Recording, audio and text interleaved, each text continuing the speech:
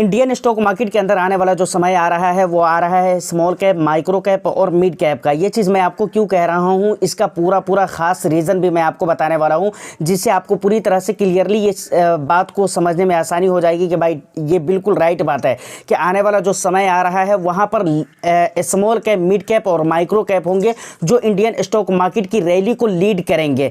इसके अलावा और भी बहुत सारी बातें आज की इस वीडियो में मैं आपको बताने वाला हूँ। लेकिन ये रैली कब आएगी और उसको लीड कैसे करेगा, उससे पहले क्या क्या प्रॉब्लम हो सकते हैं और आपके इन्वेस्टमेंट के तरीके क्या होने चाहिए, इन तमाम तर मुद्दों को आज की इस वीडियो में कवर करने वाले हैं। तो ऑफ कोर्स वीडियो बहुत इंटरेस्टिंग होगी, इसलिए एक लाइक कर दीजिए, शेयर कर दीजिए। चैनल को अगर अभी तक आपने सब्सक्राइब नहीं किया है तो चैनल को भी ज़रूर सब्सक्राइब कर लीजिए, क्योंकि अगर आपको पसंद है इस तरह का इंटरेस्टिंग कंटेंट देखना तो ऑफ कोर्स बी फाइनेंसर आपके लिए एक बेस्ट चॉइस हो सकता है।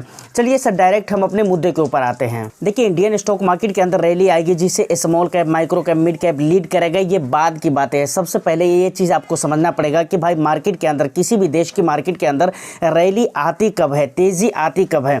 तो देखिए, किसी भी देश की मार्केट के अंदर तेज़ी आने के लिए उस देश के अंदर जो कुछ सिचुएशन होते हैं उसका सही होना बहुत ही ज़रूरी होता है। उस देश के अंदर जो कुछ अपने मैटर होते हैं वो उसका सुलझना और उसका सीधा होना और उसका परफेक्ट होना बहुत ही ज़रूरी है।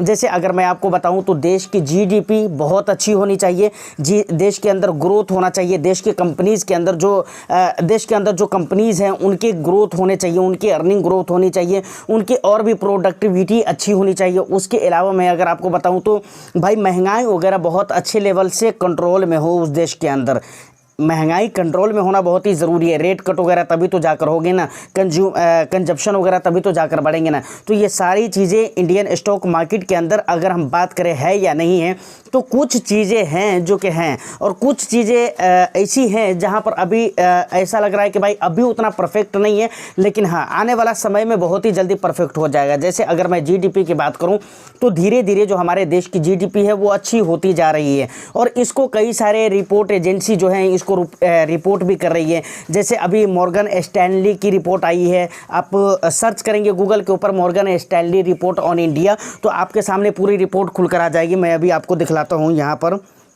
क्या कहते हैं कि मॉर्गन स्टैनली की तरफ से जो रिपोर्ट है इसमें कहा गया है कि चाइना और यूएस के ट्रेड वॉर की वजह से, या फिर ये कह लीजिए ट्रेड मतलब जो तनाव चल रहा है, इसके कारोबारी जो तनाव चल रहे हैं इसकी वजह से इंडिया के ऊपर उसकी खास नज़रें हैं और इंडिया की जो ग्रोथ है वो फाइनेंशियल ईयर 2026 के लिए कितना कर दिया, 6.2 कर दिया है, समझ रहे हैं ना, और फाइनेंशियल ईयर 2027 के लिए 6.5 कर दिया है। यानी फाइनेंशियल ईयर 2026 के लिए 6.1 से पहले इसने कहा था कि भाई इंडिया की जो ग्रोथ रहने वाली है वो 6.1 रहने वाली है फाइनेंशियल ईयर 2026 में, लेकिन 1 से इसने 2 कर दिया, 6.2 कर दिया है। ये आपको देखने में लग रहा है कि भाई 6.1 से 6.2 कर दिया तो ये बहुत ज़्यादा नहीं है, लेकिन ये बहुत ज़्यादा होते हैं। और उसके बाद 2027 के लिए, फाइनेंशियल ईयर 2027 के लिए 6.3 से 6.5 कर दिया है। तो आपको शायद लग रहा होगा कि भाई 6.3 से 6.5 कर दिया तो बहुत ज़्यादा नहीं है, लेकिन ये बहुत ज़्यादा होते हैं। तो ये मैं स्क्रीनशॉट भी लगा दूंगा, उसके बाद ये गूगल पे आप सर्च करेंगे तो ये रिपोर्ट भी आपके सामने खुल कर आ जाएगी, समझ रहे हैं ना।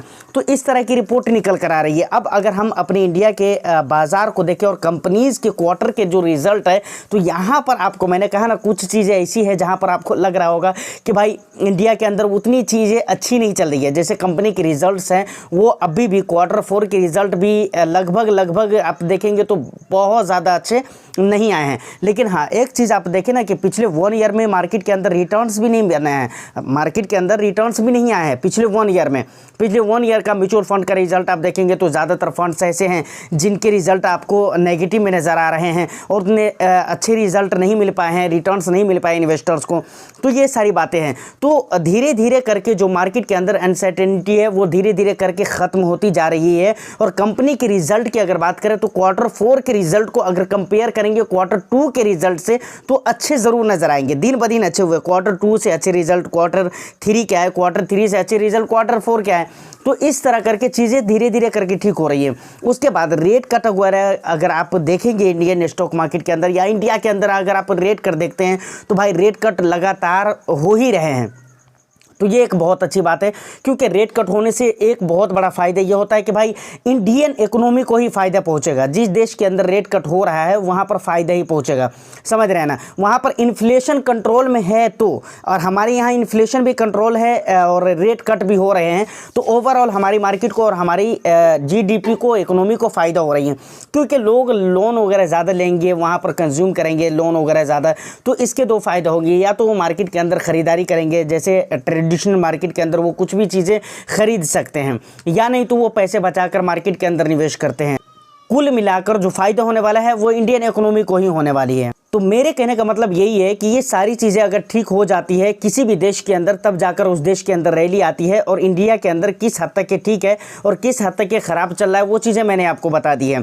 अब देखिए धीरे धीरे चीज़ें ठीक हो रही है, तो ये डे 1 के अंदर सही नहीं होगा, इसको होने में थोड़ा सा टाइम ज़रूर जाएगा, लेकिन सही हो रही है। ये बहुत इंपॉर्टेंट है हमारे लिए, जिसे हमें और आपको समझना चाहिए।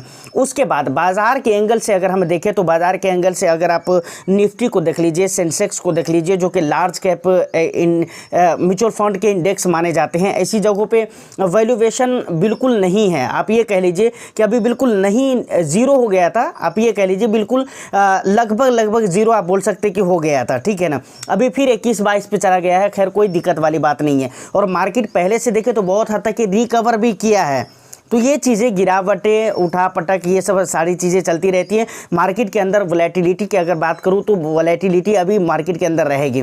उसके बाद small cap, mid cap, micro cap, इन जगहों पे देखें तो अभी थोड़ी सी वैल्यूएशन ज़रूर है। पहले के कंपैरिजन में बहुत हद तक लो हुआ है, लेकिन अभी वैल्यूएशन ज़रूर है और ये वैल्यूएशन ख़त्म हो जाएगा। तो वैल्यूएशन ख़त्म होने का मतलब ये है कि भाई यहाँ पर सिर्फ और सिर्फ मार्केट उठने का ही मौका रहेगा। क्योंकि मार्केट जब बहुत ज़्यादा गिर जाए तो वहाँ पर गिरावट होगी, लेकिन बहुत ज़्यादा गिरावट होने के चांसेस बहुत कम हो जाते हैं। इस बात को याद रखिएगा। क्योंकि मार्केट के अंदर आप सोच कर देखिए, निफ्टी 50 की मैं बात करता हूँ, क्या आपको लगता है कि यहाँ से 15% निफ्टी 50 गिर जाएगा? नहीं गिरेंगे भाई, 5% गिरेंगे, 7% गिरेंगे ना, तो इतने ज़्यादा ख़रीदार आ जाएंगे जिसका जवाब नहीं है। फिर वो उससे आगे गिरने का मौका ही नहीं देगा मार्केट को। तो ये बहुत बड़ी चीज़ होती है जिसे आपको समझनी चाहिए। और वही हाल स्मॉल कैप और मिड कैप का होगा। जबकि स्मॉल कैप और मिड कैप, माइक्रो कैप, इन तरह की जगहों पर जो होती है ना, वो मैक्सिमम ख़रीदारी DIIs की ही होती है। तो लोग DIIs ही ख़रीद रहे हैं। लेकिन फिर भी मैं आपको ये कह रहा हूँ कि भाई बहुत ज़्यादा जब मार्केट अपने रीजनेबल प्राइस पे आ जाएंगे, मतलब small cap, mid cap, micro cap के जो इंडाइसेस हैं, तो वहाँ पर बहुत ज़्यादा मार्केट गिरने के चांसेस नहीं रहेंगे। और रीज़न, उठने के रीज़न, मार्केट बढ़ने के रीज़न, ऊपर की तरफ जाने के रीज़न देखें तो कई सारे हैं, मल्टीपल रीजन्स है, लेकिन गिरने के रीज़न नहीं होंगे। और एक मरतबा मार्केट के अंदर सेंटीमेंट अगर क्रिएट हो गया ना पॉजिटिविटी वाली, तो यकीन माने कि वहाँ पर मार्केट के अंदर कुछ बुरा न्यूज़ भी आता है ना, तो उसको मार्केट पॉजिटिवली ही लेकर चलता है। मार्केट उतना ज़्यादा मतलब सीरियस लेकर नहीं चलता उन न्यूज़ को। और ऐसा आपने देखा भी है सितंबर अक्टूबर 2024 में, उससे पहले आपने देखा होगा कि मार्केट के अंदर कुछ भी बुराई आती थी, कुछ भी न्यूज़ आता था, लेकिन मार्केट सुनता नहीं था। मार्केट बस जा रहा है तो जा रहा है।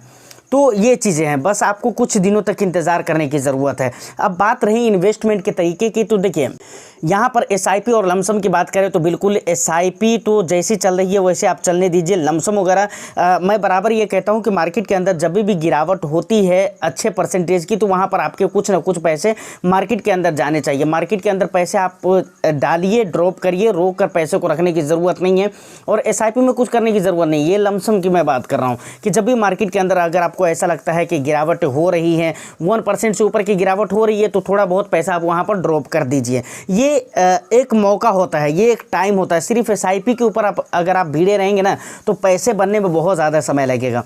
लेकिन टाइम टू टाइम अगर आप मार्केट की गिरावट का फ़ायदा उठाते हैं तो आपका कॉर्पस बहुत ही ज़्यादा तैयार होगा और बहुत ही जल्दी तैयार होगा। तो इस पे आपको खास ध्यान देना चाहिए।